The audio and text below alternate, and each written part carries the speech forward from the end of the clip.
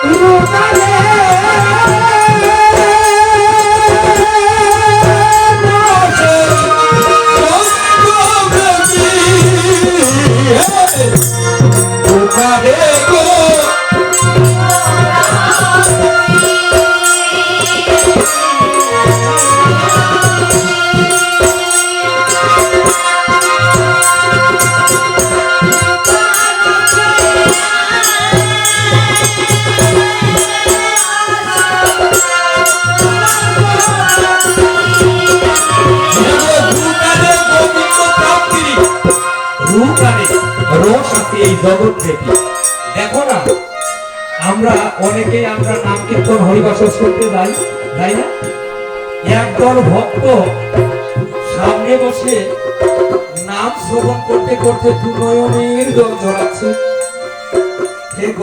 তোমার নাম ছাড়া গতি নেই দেখা যায় আর একদল ভক্ত মধুরে বসে না হি হি করে হাসছে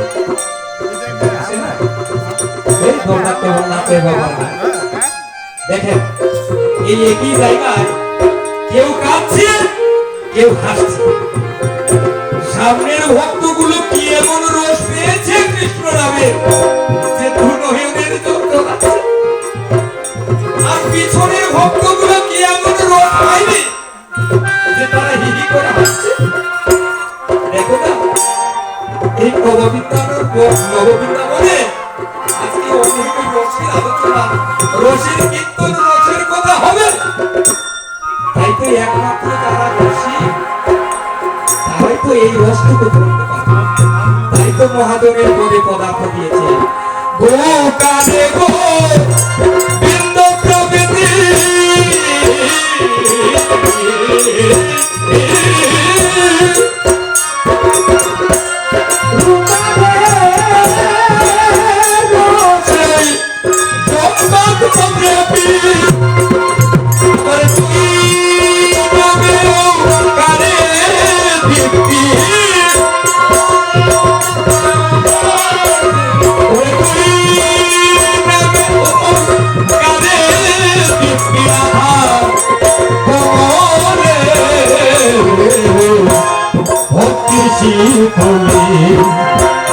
আমার শ্রী গুরুর চরণ করিব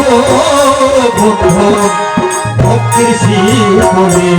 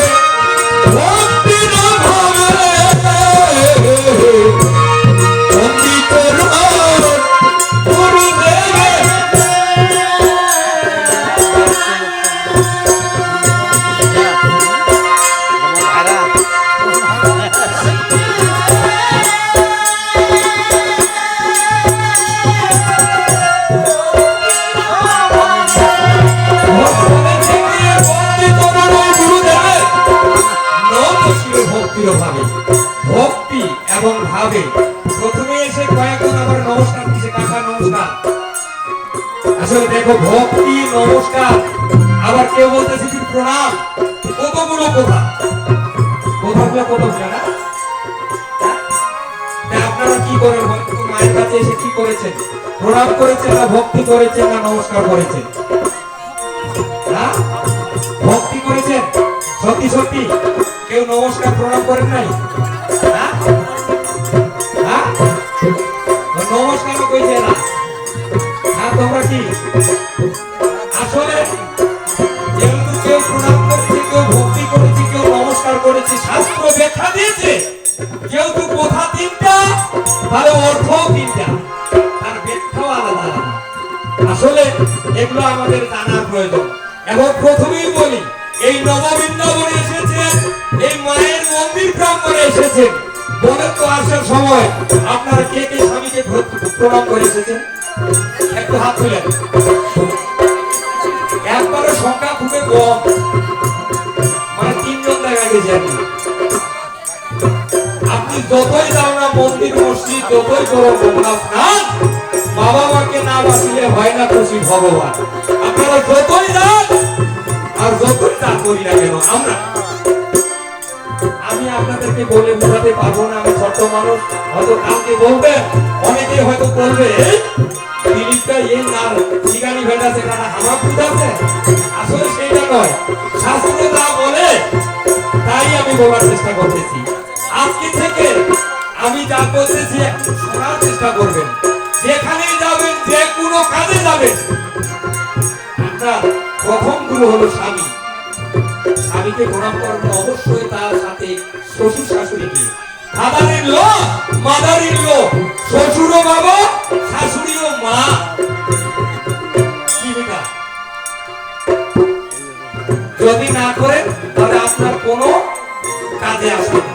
দাদা কথাটা আপনি যতই করেন, পূজা অর্চনা যতই যা কিছু করেন, কথাটা এরকম। যাক, আমি পদের ভিতরে চলে আসি। কথা বেশি হলে কথা ভালো না লাগলে আমি বসে যাবো। হ্যাঁ, কথাগুলো যদি ভালো না লাগে, অনেকে কথা আমার সুযোগটা আইছে না, কখন যে এর ফের বকবকিটা ঠেকিবে এটাকে মনে করতেছে।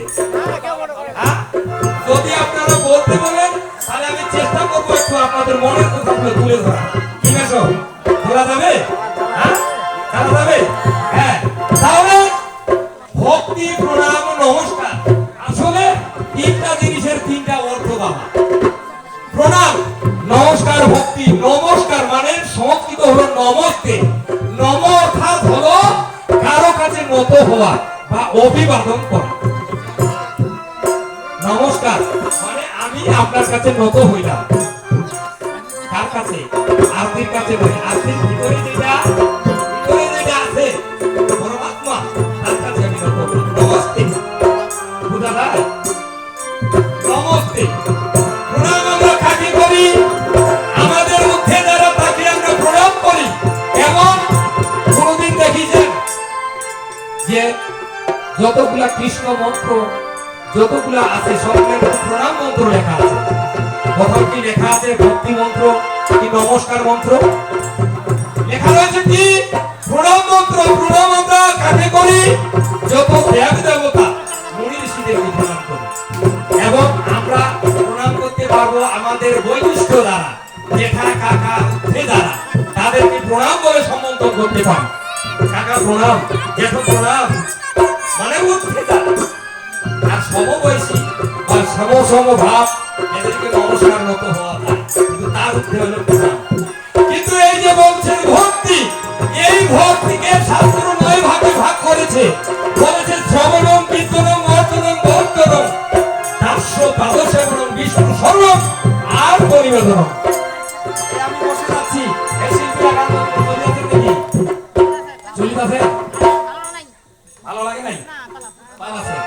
এই শিল্পীদেরকে দিয়ে দিচ্ছি, সমস্যা নাই। ঘুম পেয়েছে ভালো।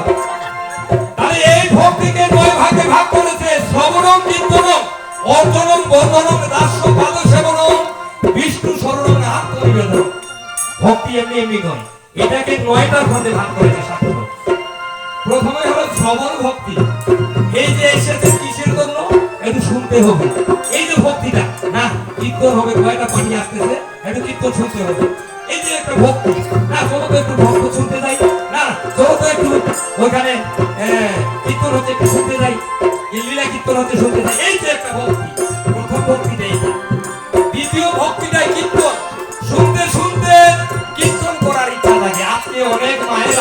অনেক দিদিরা, অনেক বৌদিরা এই যে দ্বিতীয় ভক্তিটা জন্ম নিয়েছেন, এটা হলো কীর্তন। শ্রবণ কীর্তন মানে দ্বিতীয় ভক্তিটা আপনাদের মধ্যে একবার পূর্ণাঙ্গভাবে উদয় হয়েছে। তাই গুনগুন গুনগুন করে চলতে ফিরতে কাজে করবে আপনারা কীর্তন করেন না? এটা হলো ভক্তি, না হলে কখনোই করতে না। এরপরে কি করি আমরা? গুনগুন করে কীর্তন করতে করতে না, প্রত্যেকদিন আমি তুলসী তলায় একটু জল দিব অর্জন। তারপরে না প্রত্যেকদিন আমি ত্রিসন্ধ্যা গায়ত্রী করবো না, বন্ধন করি না। প্রত্যেকদিন ভগবানকে সেবা না দিয়ে আমি খাবো না। এই যে ভক্তির উদয় মেশো, এইভাবে ভক্তির উদয়। লাস্ট ভক্তিটা হলো এই সমস্ত ভগবানের কাছে আত্মনিবেদন করার নাম হলো ভক্তি। জয় জয় নিতাই গৌর। এই যে হাতটা যে উঠিয়েছেন, এটা কোনটা শিখেছেন?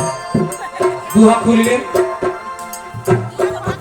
কীর্তন হতে শিখেছেন, অবশ্যই কোনো ব্যাখ্যা দিয়েছে। কেমন ব্যাখ্যা দিয়েছে? এটা আমরা পেয়েছি শাস্ত্রের মধ্য থেকে। কোথায়? মহাভারতে যখন যুদ্ধ মানে পাশা খেলা হইল, দুই দল, মামার শক্তির চালে দুর্যোধনের চালে এই যে ধর্ম যুধিষ্ঠিরা হেরে গেল পাশা খেলা। হেরে দিতে দিতে সবকিছু তো হারছে, লাস্টে দ্রৌপদীকেও হারলো। তারপরে বলছে যে ভাই দুঃশাসন, যাও অন্দরমহল থেকে তাড়াতাড়ি দ্রৌপদীকে নিয়ে আসো, একদিন আমাদেরকে অপমান করেছিল, আজকে তার প্রতিশোধ নেব। তাই তৎক্ষণাৎ দুঃশাসন গিয়ে দ্রৌপদীর কেসটা টেনে টেনে এই রাজসভায় নিয়ে আসলো। হ্যালো, রাজসভায় যখন নিয়ে আসলো, বলছি একদিন আমাদের হাত থেকে অস্ত্র কেড়ে নিয়েছিল, আজকে তার বস্ত্র কেড়ে নাও ভাই। তাই ভাইয়ের ওরা পাঁচটা স্বামী, বিশ্বের বড় যোদ্ধা, পিতামহ বিশ্ব, গুরু দ্রোণ, বড় বড় সযোদ্ধারা সবাই উপস্থিত, তাকে কিন্তু আর রক্ষা করতে পারছে না। ধর্ম যুধিষ্ঠি, ভীম, অর্জুন, নকুল, সহদেব, এই যে পাঁচজন বড় যোদ্ধা ওখানে উপস্থিত, তাকে রক্ষা করতে পারছে না। কেন? সবাই আপন আপন কোথায় আবদ্ধ হয়েছে, তাই পারছে না। তখন কি করেছে? দুঃশাসন তৎক্ষণাৎ তার কাপড়ের আঁচল ধরে টানাটানি শুরু করেছে। এক হাত দিয়ে দ্রৌপদী তার লজ্জা নিবারণ করছে, একদিকে ভগবানকে ডাকছে, হে গোবিন্দ তুমি আমাকে রক্ষা করো, তুমি ছাড়া আমার আর কেউ নেই। ভগবান আর সারা দেয় না। কেন? এই যে লজ্জা নিবারণ করেছে। কেন? তোমার আমার প্রতি এখনো পূর্ণাঙ্গ বিশ্বাস হয়নি, কারণ তুমি এক হাত দিয়ে মানে নিচে নিচে লজ্জা নিবারণ করছো। আমার প্রতি পূর্ণাঙ্গ বিশ্বাস হলে তুমি আমাকে সব ছেড়ে দিতে। তাই কিন্তু ভগবান আর সারা দেয় না।